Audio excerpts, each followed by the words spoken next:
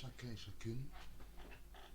Aujourd'hui, vous êtes sur PSF TV ou Prophétie Frequency, que vous soyez sur YouTube, que vous soyez sur Telegram, que vous soyez sur Instagram, que vous soyez sur Facebook, que vous soyez sur le site internet de Prophétie Frequency. Je vous salue. Ici, c'est encore moi, votre hôte, après une longue période d'absence. Une longue période d'absence. Je vous dis, une longue période d'absence. Une très longue période d'absence. Mais aujourd'hui, je suis de retour. Je suis de retour. Je suis de retour. Je suis de retour. Je suis de retour. I'm back. I'm back. Je suis de retour avec la force. Je suis de retour avec énergie. Je suis de retour avec cette hardiesse afin qu'on aille dans une autre dimension. Comme je vous ai dit hier matin sur le profil Instagram de Prophétie Frequency, je vous ai dit que j'allais faire une exhortation ou enseignement sur base de Matthieu 6,33. Quelque chose que j'ai compris durant la semaine dernière, quelque chose de très capital. Et aujourd'hui, c'est un jour assez particulier aussi. Ceci une chose très spéciale. Mais ça c'est pas dans le cadre de Prophétie Frequency. Mais ça, c'est dans le cadre maintenant privé. Mais je vais pas aller en privé, je vais rester dans le contenu d'aujourd'hui. J'aimerais partager aujourd'hui sur qu'est-ce que Matthieu 6,33 nous dit réellement. Parce que ce passage-là, aujourd'hui, il a été, dans la plupart des assemblées, mal utilisé. C'est ça que j'aimerais amener une lumière bien spécifique par rapport à ça. Et c'est pour ça que j'aimerais lire, premièrement, la version nouvelle édition de Genève, Matthieu 6,33, qui dit ceci. Cherchez premièrement le royaume et la justice de Dieu, et toutes ces choses vous seront données par-dessus. Mais lorsque vous lisez la version Louis II, là, vous ne savez pas de quoi il s'agit. C'est pour ça que l'étude que j'aimerais faire le plus, c'est avec la version Bible amplifiée, la version anglophone. Je vais lire en anglais, et puis je vais le lire, je vais essayer de traduire, d'interpréter en français ce que ça veut dire. Je vais lire en anglais. Matthew chapter 6 verse 33 at the Amplified Bible. It says this. But first and most importantly seek, aim at, strive after his kingdom and his righteousness, his way of doing and being right, the attitude and character of God, and all these things will be given to you also. En français. Mais, premièrement, et de la manière la plus importante, cherchez, ayez un but, poursuivez après le royaume, son royaume et sa justice. Entre parenthèses, sa manière de faire et sa manière d'être juste, l'attitude et le caractère de Dieu. Et toutes ces choses vous seront données aussi. Donc, je vais utiliser la version Amplified Bible jusqu'à la fin. Voici ce que dit la version amplifiée. La première chose que vous cherchez, c'est le royaume. Ok, le royaume. Le royaume. Parfois, on a dit, on dit voilà, oh, le royaume de Dieu, c'est l'Église. On a souvent attaché le royaume par rapport à l'Église locale. J'aimerais vous dire ceci, que le royaume En réalité, il parle de ton identité. Il parle de votre citoyenneté au ciel. Le grand problème, nous sommes tellement déséquilibrés. On a dit, voilà, chercher le royaume le royaume de Dieu. On a souvent attaché ça, chercher premièrement l'église. On va dire, oh non, cherchez le royaume. Cherchez le royaume. Oui, le royaume. Écoutez-moi bien. Le royaume, le royaume doit avoir avec votre identité. Est-ce que tu connais qui tu es? Connais-tu Connais-tu qui tu es réellement en Dieu? C'est ça le royaume. C'est être citoyen. Ça veut dire par là quoi? Nous devons rechercher la citoyenneté du royaume de Dieu. C'est pas seulement chercher l'église. L'église c'est bien, c'est bien, c'est bien. Tu appartiens à une famille locale. C'est très important. Là, je ne critique pas du tout. Mais la chose que j'aimerais attirer votre attention, c'est pas le fait de dire oh non, parce que je suis dans une église, je suis forcément dans le royaume de Dieu. Parce qu'aujourd'hui, il y a des églises, des satanistes aujourd'hui. Est-ce que ça, c'est le royaume de Dieu? Non. Oui, il y a l'église de Jésus-Christ, certes, mais il y a des faux. Il y a des vrais. Elle est vraie, c'est là parce que Jésus-Christ est glorifié. Le royaume de Dieu, c'est par rapport à ton identité. Connais-tu ton identité, mon frère, ma soeur, aujourd'hui? Est-ce que tu connais ton identité? Tu dois connaître ton identité. Le royaume. C'est ça que je vais doucement, je ne vais pas à la va-vite. Le royaume. Est-ce que tu connais ton identité? Connais-tu qui tu es? Est-ce que tu as besoin qu'on te puisse te prophétiser pour dire qui tu es? Non, tu n'as pas besoin qu'on te prophétise. Tu dois passer le temps dans la présence de Dieu afin que tu puisses connaître l'identité que tu as en Jésus-Christ.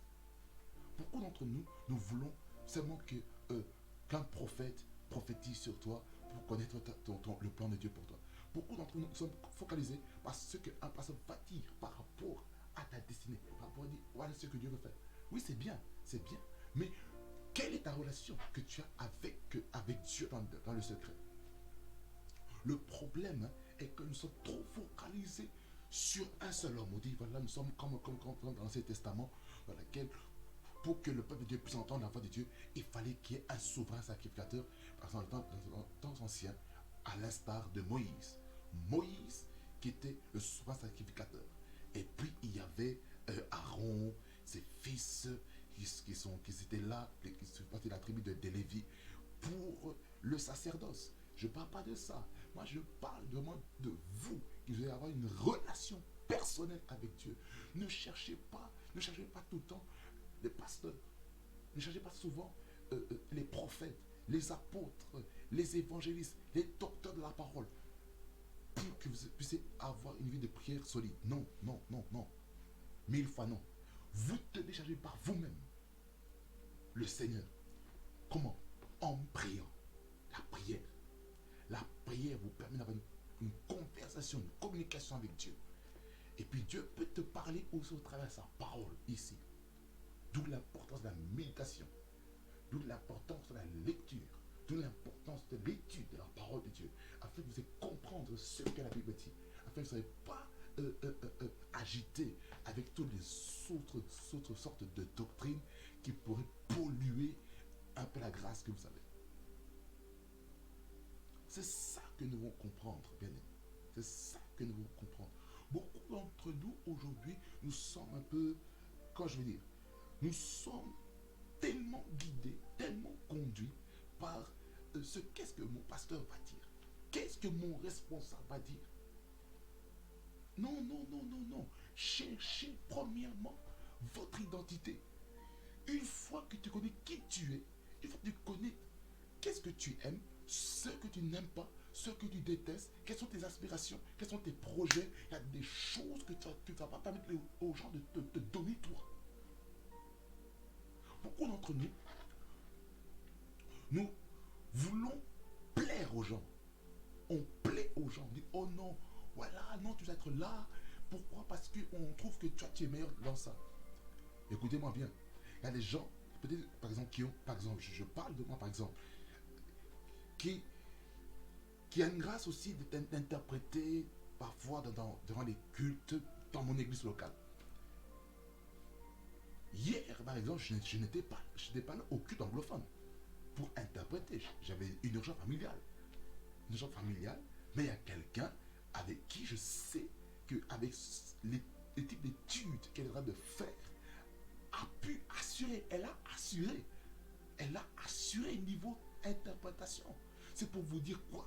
Que l'église, ça n'est pas, l'interprétation, c'est pas ma propriété à moi, c'est Jésus-Christ. Le truc, hein, on veut que ce soit tout le temps cette personne-là parce que, oh non, on voit parce que ce frère-là, il est trop zélé, ce frère-là, il est fidèle, ce frère-là est loyal.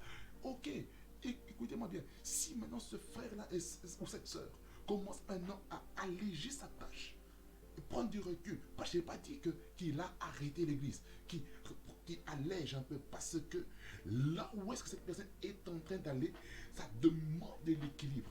Est-ce que ça veut dire par là que cette personne est devenue déloyale? Est-ce que ça fait cette personne quelqu'un d'infidèle? Non. Non, non, non, non, non, non. C'est là l'importance, vous qui êtes dans le ministère, vous qui êtes dans l'église, et qui allégez vos tâches, parlez-en avec vos responsables. Parlez-en avec votre pasteur. Dites, pasteur, là, je dois alléger parce que là où est-ce que je dois aller personnellement, ça demande que je puisse alléger. C'est pas que j'abandonne la vie de l'église, mais j'allège un peu la tâche afin que moi je puisse être vraiment une personne qui va avoir une bonne orientation. Ayez une communication avec votre leader. Ne dites pas, oh non, parce que tel responsable m'a dit ceci, tel responsable m'a dit cela, que maintenant je ne veux pas, je veux pas le faire. Tu vois?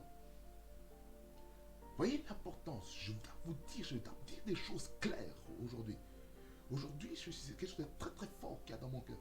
Beaucoup de personnes, nous faisons l'œuvre de Dieu pour plaire aux hommes. Nous plaisons aux hommes dans la communauté chrétienne, dans la communauté de l'église, et notre famille souffre de ça. Je vous assure, ce Matthieu 6,33 m'a réveillé, a réveillé quelque chose, afin qu'on puisse mettre de l'ordre dans ses priorités. Je redis les priorités. Premièrement, c'est ta relation avec Dieu. Ça contient le royaume. C'est la relation que tu as avec Dieu. Après la relation avec Dieu, j'aimerais te dire, il faut une bonne relation avec ta famille. Parce que tu es né naturellement au travers de ta maman. Donc ta famille. Ton père, ta mère, tes frères, tes soeurs, tes cousins, cousines, tes neveux, tes nièces, tes tantes, tes oncles. Tu dois avoir une vie de famille riche. Oui, c'est vrai, c'est bien. Tu pries avec l'intelligence, tu pries en langue, tu chantes avec ton intelligence, tu chantes en langue. Oui, tu fais des ministères, mais le problème de ta famille souffre. Pourquoi? Parce que tu es déséquilibré. Tu es déséquilibré. Il ne faut pas être déséquilibré. Il faut avoir de l'équilibre. Voilà pourquoi je parle avec hardiesse comme ça. Parce qu'il y a des gens, à cause du fait que vous êtes tellement oui. Le jour que vous direz non, vous verrez le vrai visage. Vous verrez qu'il y a des personnes qui sont là pour essayer de voler votre temps. Frères, sœurs, ne perdons plus le temps. C'est plus le moment de perdre le temps. Il y a des projets à accomplir dans la vie. C'est vrai qu'il y a le royaume, l'identité. Je reste un peu sur ça. Pourquoi? Le royaume. Afin qu'il y ait de l'équilibre. L'équilibre. Beaucoup de personnes qui à cause du mot royaume, il y a des déséquilibres. Je redis encore une fois les priorités qu'il y a dans la vie. Dieu, la relation avec Dieu, ça ne change pas. Ça, on est tous d'accord, nous, en tant qu'enfants de Dieu. Dieu doit être au premier dans ta vie de prière, dans la vie de la parole, dans tout ce que tu dois faire. Dieu doit être au premier. Dieu doit être au premier par rapport à ta famille. Une famille sans Dieu, c'est un calvaire, c'est un enfer. Mais il y a certaines familles qui démontrent un petit peu les principes bibliques dans la famille, mais ils n'ont pas Christ. C'est paradoxal. C'est paradoxal. Nous, les chrétiens qui prions, mais nos familles souffrent. Problème. Soyons équilibrés. Soyons équilibrés. Soyons équilibrés. Soyons équilibrés. Je répète encore une fois. Soyons équilibrés. Dieu. Deuxièmement, famille. Comment veux-tu que ta famille puisse servir Dieu si tu ne passes pas le temps avec ta famille? Comment veux-tu avoir de l'impact? Si tu veux avoir de l'impact, frère, soeur, j'aimerais te dire une chose. Prends le temps avec ta famille. Si, par exemple, il y a 3 cultes dans une église, par exemple, ce que tu peux faire, tu dis, ok, je fais que le premier, parce que, peut-être, je m'abuse, à 13h, je vais être au restaurant avec ma femme, être au restaurant avec mes enfants, aller au restaurant avec toute la famille. On va manger. Et tu crois qu'on va te refuser ça parce qu'on va te refuser d'aller à ta famille parce qu'on dit voilà, vous devez être là pour servir le Seigneur.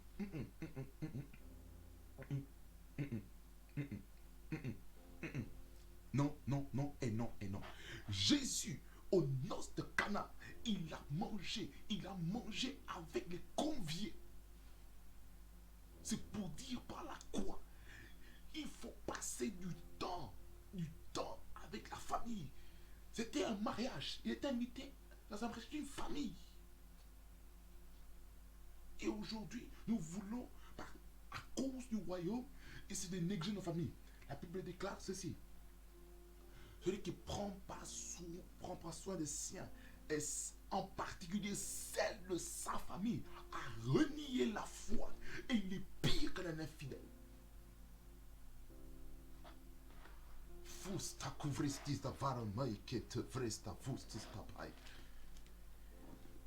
C'est dans 1 Timothée.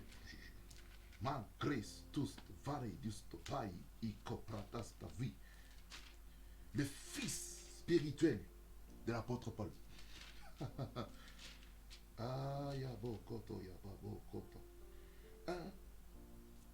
Timothée chapitre 5 verset 8. Et je vais essayer de lire ça en anglais, par la même occasion. Version amplifiée. 5, 8. Je lis en français et puis je lis ça en version amplifiée. Parce qu'il faut un changement. Je ne sais pas que je peux ce royaume. Pourquoi? Il y a une raison. Si quelqu'un n'a pas soin des siens, et principalement de ceux de sa famille, écoutez-moi bien. Vous savez ce que la Bible dit? Il dit ceci. Il a renié la foi. Et il est pire qu'un infidèle. Je vous lis encore ce que les Écritures disent. Je relis encore en français et puis je suis en anglais. Si quelqu'un n'a pas soin des siens et principalement de ceux de sa famille, il a renié la foi et il est pire qu'un infidèle. En anglais, 1 Timothy chapter 5 verse 8, and I read, listen to me well. You are following me live now. Either from YouTube, through the social media. Listen me well. If anyone fails to provide for his own, and especially for those of his own family, he has denied the faith by disregarding its precepts and is worse than an unbeliever who fulfills his obligation in these matters. Je le dis, je vais traduire en français ce que dit la Bible amplifiée. C'est très fort. Si y a quelqu'un, si n'importe qui, si quiconque échoue ou rate, on va dire échoue de fournir, de pourvoir pour les siens, et principalement, comme on dit en français, pour ceux de sa propre famille, il a renié la foi en n'ayant pas d'égard à ses préceptes, et pire, qu'un non-croyant qui, qui accomplit ses obligations de ces manières. Vous voyez l'importance de prendre soin de sa famille. C'est ça l'importance. Parce que ça ne va pas. Pourquoi je mets beaucoup d'accent sur ça? Sur l'importance d'être équilibré, être équilibré dans ses sens de priorité. C'est très important. Je pense que j'ai un peu parlé de ça un peu en besogne, mais maintenant j'ai une autre lumière par rapport à ça. J'ai une autre lumière. Dieu, premier. Deuxièmement, famille. Troisièmement, le travail. Le travail ne doit pas venir avant la famille. Non. À moins que tu sois dans le ministère pastoral, ça c'est différent. C'est différent. Ça veut dire lorsque tu arrives à la maison, il ne faut pas que s'il y ait le travail qui puisse commencer à te dicter à la maison. Dire, voilà, tu dois venir immédiatement au travail. Je suis un homme marié. Je suis une femme mariée. J'ai des enfants. Vous ne pouvez pas me forcer à faire des choses comme ça. Parce que vous êtes contre, vous êtes hors la loi.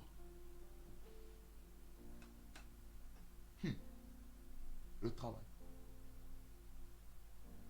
Dans les études. Dans votre emploi.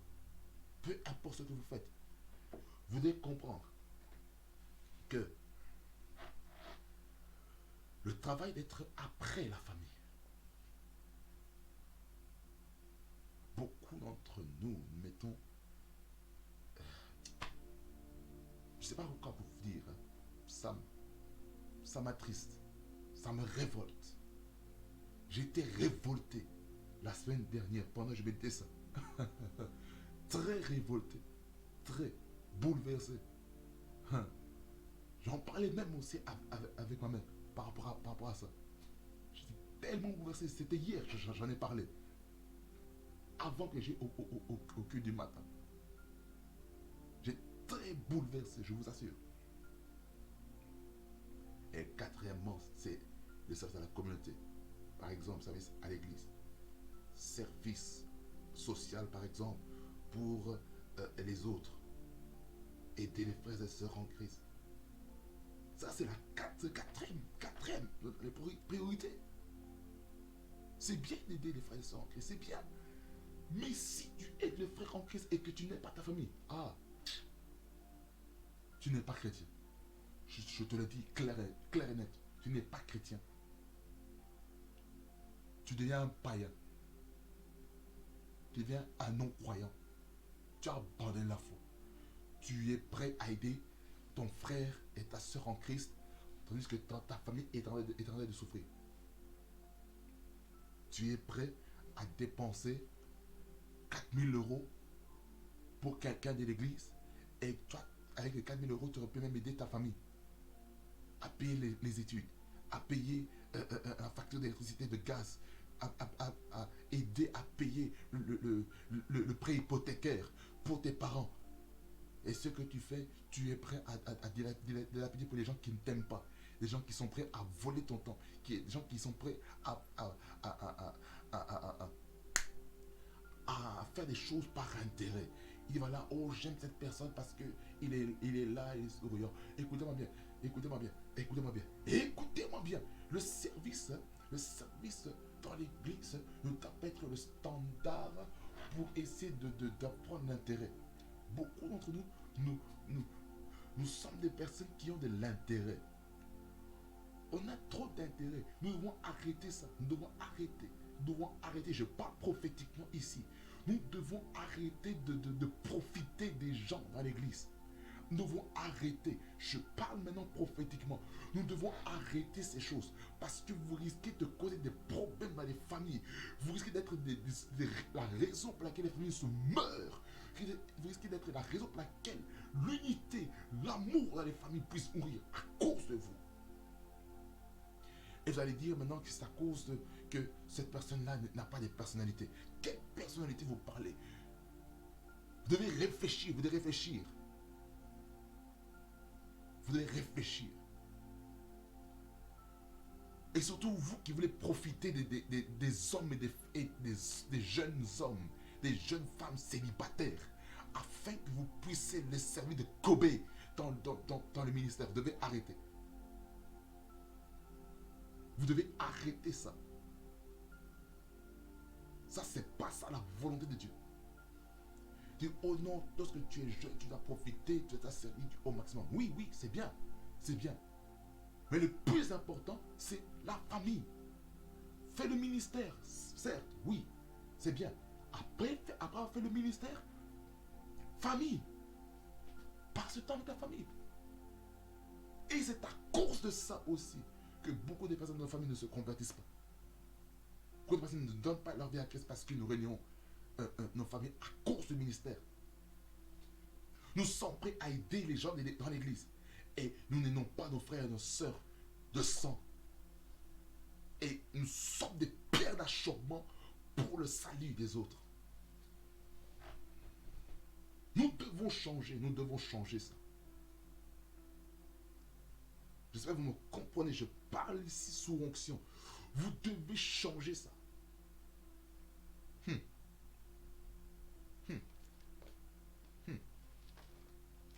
Je reviens dans le verset de base.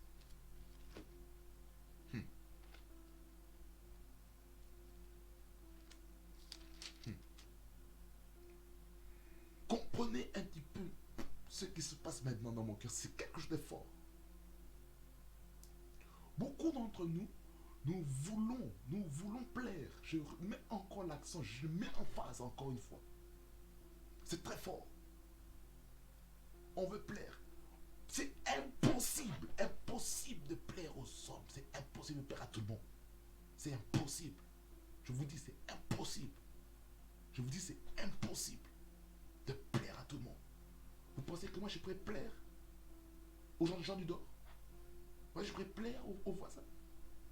Vous pensez que je pourrais plaire à tous les frères et sœurs en Christ? C'est impossible. C'est impossible. Plaire à tout le monde. Tu vois là, frère, je vois que tu pries bien, tu as une grâce spéciale pour la prière. Est-ce que tu peux joindre l'intention? Tu vas dire oui. Oh non, je vois, voilà, que je commence maintenant à faire des choses maintenant sur les réseaux sociaux pour prêcher la parole, la bonne nouvelle. Est-ce que tu peux joindre le département de l'évangélisation?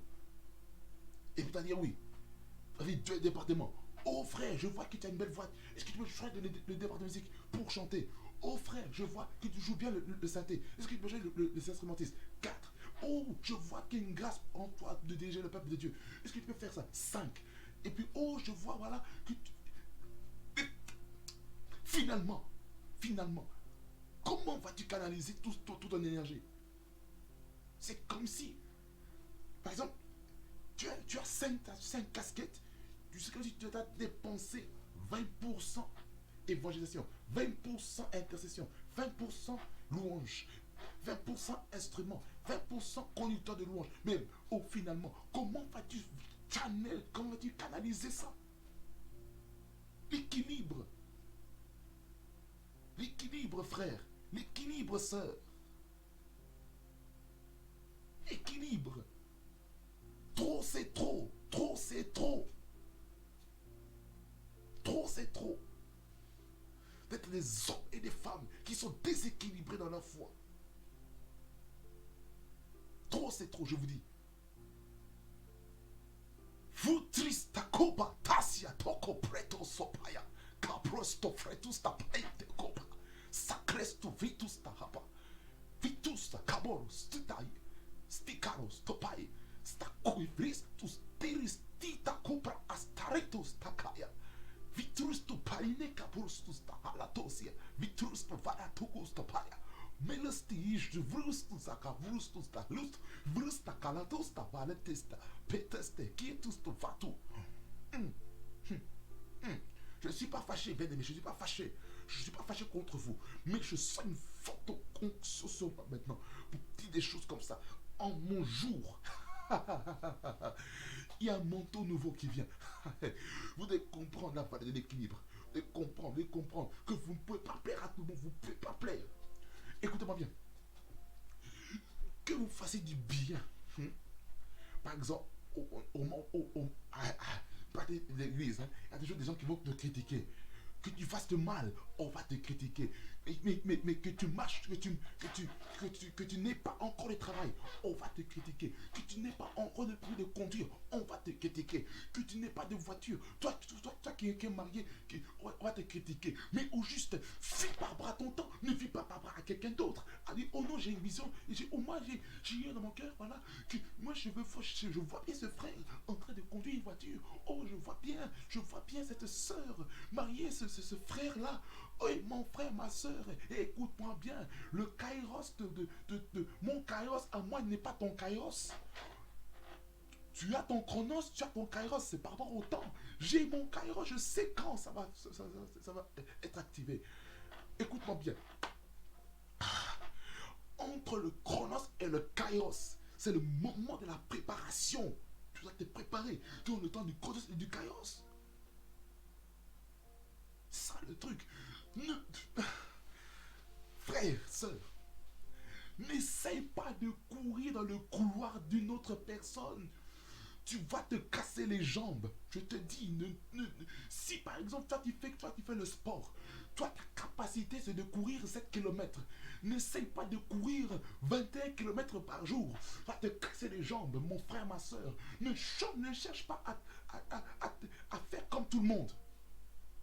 Tu dis, oh non, voilà, il y a telle personne qui a fait du dropshipping. Voilà, maintenant, moi aussi, je fais du dropshipping. Oh non, il y a quelqu'un qui a fait maintenant de l'e-commerce. Moi aussi, je fais de l'e-commerce. Oh, je vois, il y a quelqu'un qui prend des revenus des entreprises. Oh, moi aussi, je veux faire la même chose. Oh non, quelqu'un aujourd'hui, il a digitalisé son entreprise. Moi aussi, je vais digitaliser. Oh, il y a quelqu'un qui a écrit un livre. Moi aussi, je vais écrire un livre. Mon frère, ma soeur, ne suis pas le mouvement, ne suis pas le vent. Non, non, non, non, non, non, non, non, non, non. Vas-y à ta vitesse, vas-y à ton rythme. Ne va pas au rythme de quelqu'un d'autre, mon frère. Tu vas te casser les jambes. Mais oui, tu vas te casser les jambes. Comprends ces choses, mon frère, ma soeur.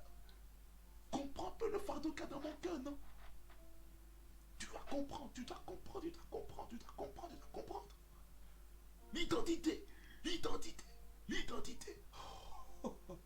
L'identité, l'identité. Ah, l'identité.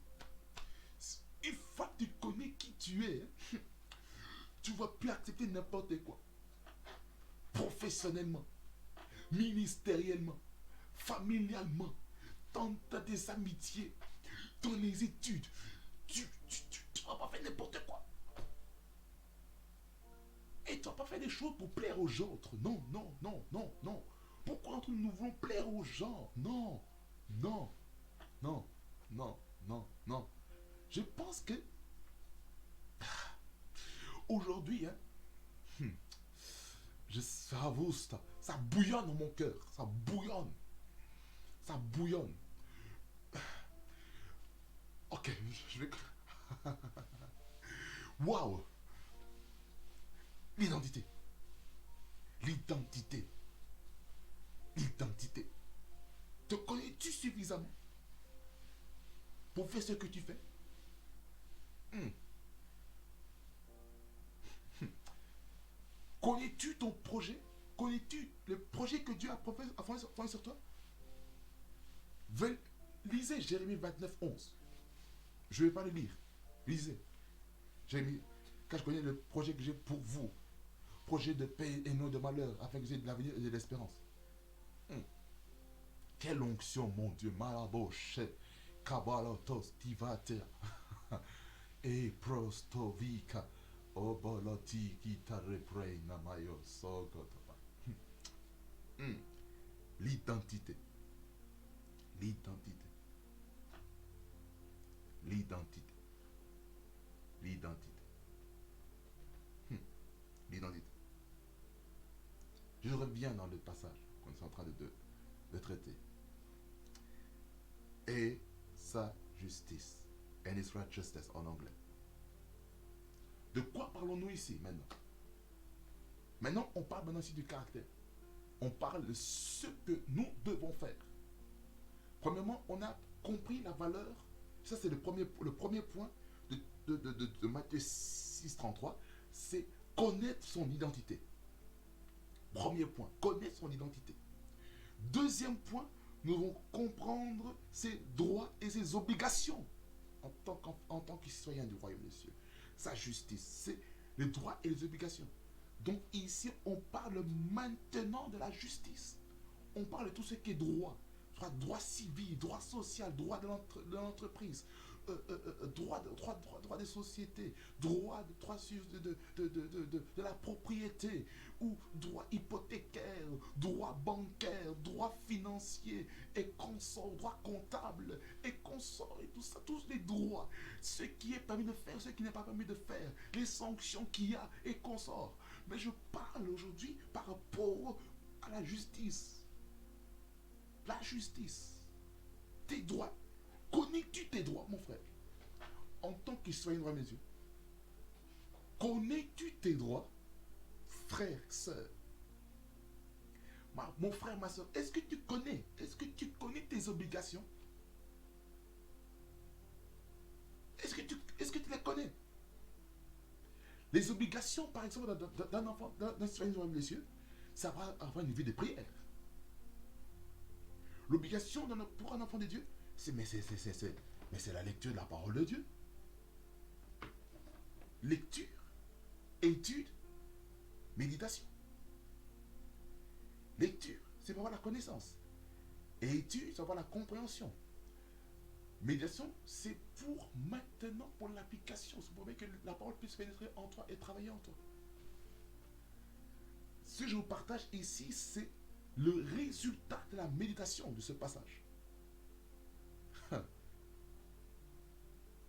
L'obligation aussi d'un enfant de Dieu, lorsqu'il reçoit l'argent de son travail, il paye sa dîme, premièrement, dans son assemblée locale. Et puis, il y a tout ce qui est offrande, tout ce qui est libéralité dans sa famille, tout ce qui est le bénévolat, tout ce qui est partenariat pour le royaume de Dieu, ok. Mais ici, j'aimerais plus parler par rapport au caractère. La première chose qu'on parle dans le premier sous-point du deuxième point, c'est sa manière de faire. Connais-tu comment Dieu fonctionne? Vous connaissez comment Dieu fonctionne dans ce royaume. Connaissons-nous comment il fait les choses, comment il agit. Il est important de connaître ce que Dieu fait dans ta vie, dans ta famille, dans ton travail, dans ton ministère, dans la société. Tu dois savoir ce que Dieu fait. Tu dois connaître ses manières. Comment Dieu... En fait, tu dois savoir aussi comment Dieu parle. Quand on dit sa manière de faire. Tu dois connaître comment Dieu parle. And be right. Et être juste. Tu dois savoir comment Dieu juge les gens. Tu dois savoir comment Dieu rétablit la justice dans la vie d'une personne. Dans ta vie, Dieu veut que tu sois juste. Dieu veut que ta vie soit intègre. Dans la justice, il y a l'intégrité, il y a l'honnêteté, il y a la transparence.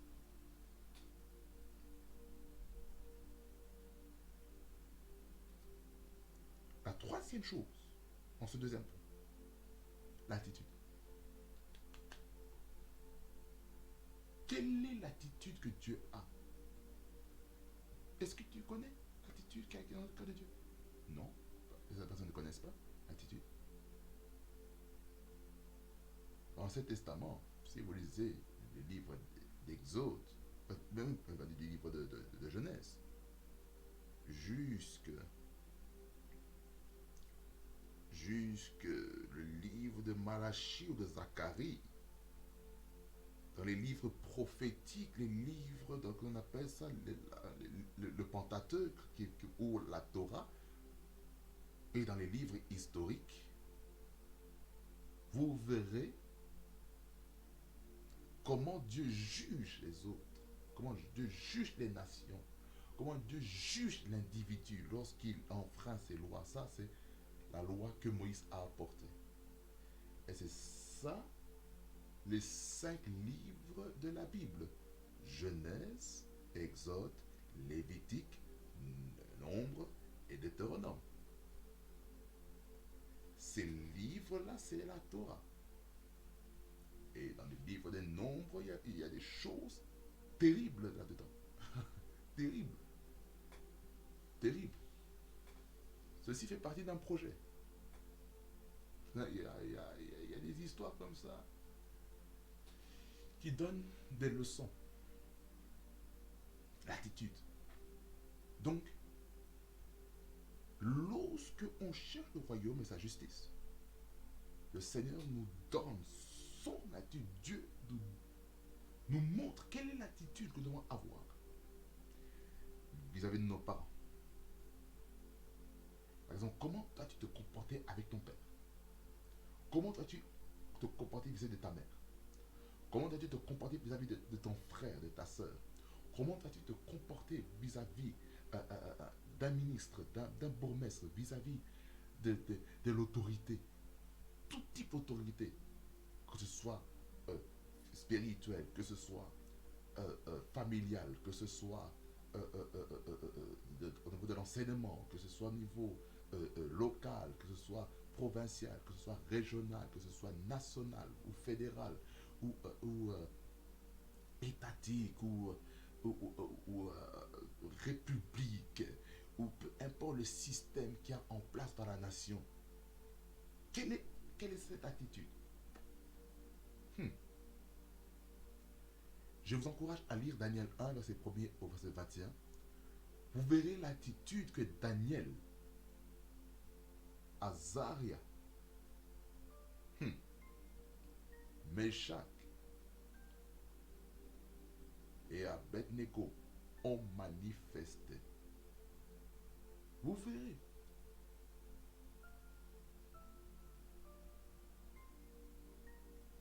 Lisez cette histoire. Comment Daniel a parlé à son responsable. Regardez comment il a parlé aussi avec le roi Nebuchadnezzar. Attitude. Quatrièmement, caractère. Le Saint-Esprit nous donne des caractères, nous donne comment il faut se tenir, le caractère. Certains, leur caractère est enfantin. Certains ont un caractère adolescent. Le Seigneur veut que nous ayons un bon caractère. Je me lève un peu. Nous devons avoir un caractère qui reflète le royaume de Dieu. Le problème est qu'on veut se conformer au caractère des autres. Nous voulons être des personnes qui veulent être des copycats des caractères des autres. Nous voulons tout copier, les copia. Ce que Dieu veut, en fait, est que nous puissions avoir le caractère de Dieu. Je vais redire cette phrase que j'ai déjà dit sur Twitter. Et j'aimerais jamais vous le dire, encore une fois. L'onction et le don spirituel attirent, mais le caractère, le fruit, maintient. Ça veut dire ceci, que tu peux avoir l'onction, tu peux avoir les dons spirituels, mais si ton caractère est sale, si le fruit que tu manifestes est pourri, j'aimerais dire que ça va rejeter toutes les personnes, ça va donner la nausée, ça va donner ça va donner des vomissements aux gens. Les gens vont commencer à te vomir, ils vont t'éviter. Pourquoi? Parce que ton caractère est sale.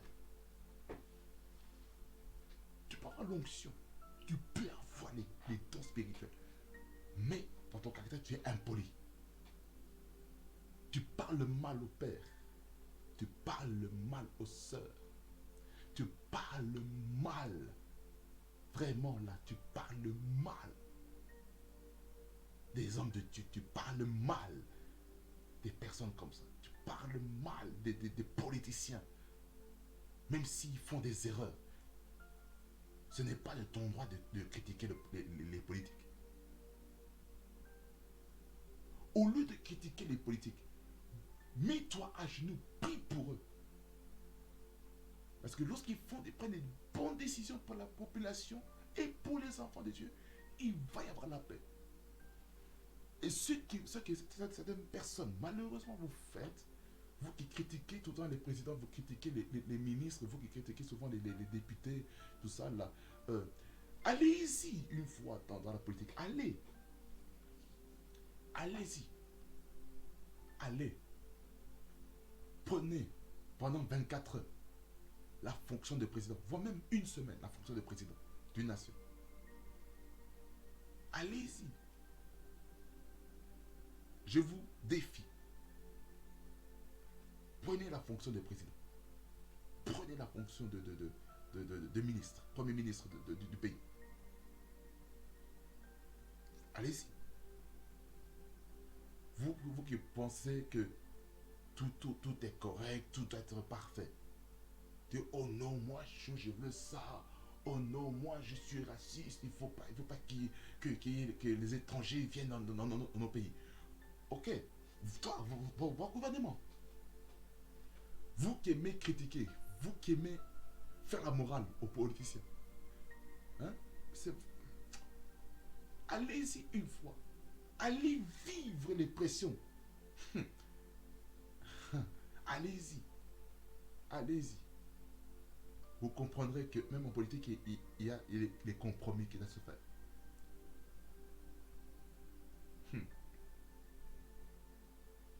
Caractère. Il y a des gens qui ont des sales caractères. Que ce soit dans le corps de Christ et en dehors du corps de Christ. Un sale caractère. Et Seigneur veut que nous ayons un bon caractère. Un bon caractère. Vous comprenez, hein? Avoir un bon caractère, c'est très important. Le résultat du premier point de l'identité et de la justice, tout ce qu'on a les droits et les obligations, le résultat est que toutes ces choses vous seront données aussi. Qu'est-ce que ça veut dire? Tu cherches du travail, tu as postulé, mais rassure-toi que tu connais ton identité, que tu connais tes droits et tes obligations, tu connais la manière dans laquelle Dieu agit, la manière dont Dieu rétablit la justice. Si tu connais l'attitude de Dieu, le caractère de Dieu, et que tu as Dieu en toi, et que tu vas dans le travail, tu te donneras. Tu veux le mariage. Tu veux le mariage. Mais tu es impoli dans ta famille. Alors comment veux-tu aller te marier et être impoli avec la future épouse que tu veux épouser?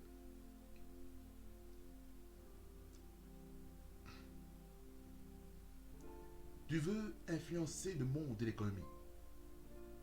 Comment veux-tu aller dans le monde de l'économie si tu n'as pas l'intégrité financière? Comment peux-tu aller dans la politique si tu n'as pas l'intégrité, si tu n'as pas la transparence?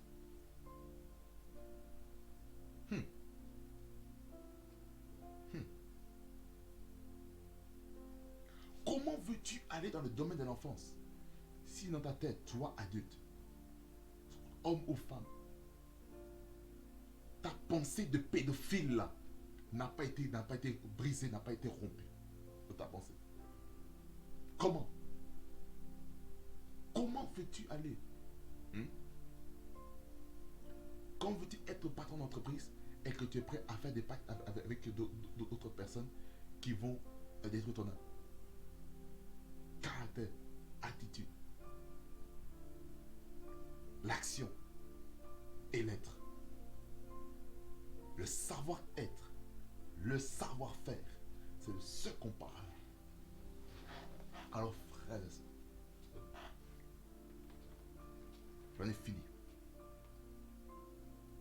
avec notre sujet d'étude. Écoutez-moi bien. Suivez-moi bien. J'aimerais vous dire ceci. Le Seigneur vous aime. Si ce message a été apporté vers vous, n'endurcissez pas vos cœurs. Soyez juste humble. Recevez-le. Et corrigez ce qui doit être corrigé dans votre vie. Le Seigneur Jésus ne veut pas que vous puissiez rester comme ça. Il y a des moments où il ne faut pas tout le temps donner le bonbon tout le temps. Il y a des moments où il faut donner les os. C'est pour ça, j'aimerais dire à quelqu'un qui me suit. Vous me suivez peut-être de par les nations. Que vous soyez en Europe, que vous soyez en Afrique, que vous soyez en Amérique, peu importe le continent. J'aimerais vous dire que Jésus-Christ vous aime. Je vous dis encore une fois, Jésus-Christ vous aime. Et il veut façonner votre caractère. Le Seigneur Jésus veut vraiment que votre vie puisse refléter sa nature. Le Seigneur Jésus veut que vous puissiez être une personne qui est agréable à lui. Il ne veut pas que vous puissiez rester avec ce mauvais caractère. Il ne veut pas que vous puissiez rester avec cette mauvaise attitude. Il ne veut pas que vous puissiez rester avec votre manière de faire, votre manière d'être. Le Seigneur veut vous transformer par son esprit. Le Saint-Esprit est là pour vous toucher. Il est là pour transformer votre caractère. Laissez le Saint-Esprit agir en vous. Je sais que quelque chose va se passer. Allez. J'aimerais faire juste une prière pour vous qui n'avez pas encore accepté Jésus-Christ comme Seigneur Sauveur. Faites cette prière. Seigneur Jésus, je te remercie pour cette opportunité que tu me donnes. Parce que j'ai entendu ta parole. Seigneur Jésus, aujourd'hui, je t'accepte comme Seigneur et Sauveur. Je déclare que toutes choses anciennes sont passées et que toutes choses sont devenues nouvelles. Saint-Esprit, viens travailler mon caractère. Viens travailler dans mon attitude. Viens travailler dans ma manière de faire. Viens travailler dans ma manière d'être au travers de ton esprit. Saint-Esprit, donne-moi le savoir-faire de Dieu. Donne-moi le savoir-être de Dieu. Donne-moi l'attitude de Dieu. Donne-moi le caractère de Dieu. Au nom de Jésus. Seigneur Jésus, donne-moi la grâce de connaître mon identité afin que je ne puisse pas être tiraillé de gauche à droite par qui que ce soit. Merci Seigneur. Parce que je sais que tu le fais. Par la croix de ton sein. Au nom de Jésus. Et sans prier pour vous, bien-aimés. Père éternel, je prie pour ces personnes qui m'ont suivi au travers de leur écran. Je prie que tu puisses toucher quelqu'un. Au nom de Jésus. Qui regardera cette vidéo dans les heures à venir ou dans les jours à venir. Que ce soit qui se connecteront peut-être sur le site internet, qui se connecteront sur Facebook, sur Instagram, sur YouTube, sur toutes les plateformes qui s'ensuivent. Mais je prie pour une transformation au niveau de l'identité. Révèle-toi à toutes les personnes qui m'ont suivi. Que l'identité, leur identité selon toi, Seigneur, leur soit révélée. Afin qu'ils ne soient pas tiraillés, Seigneur, par les désirs, les demandes des autres.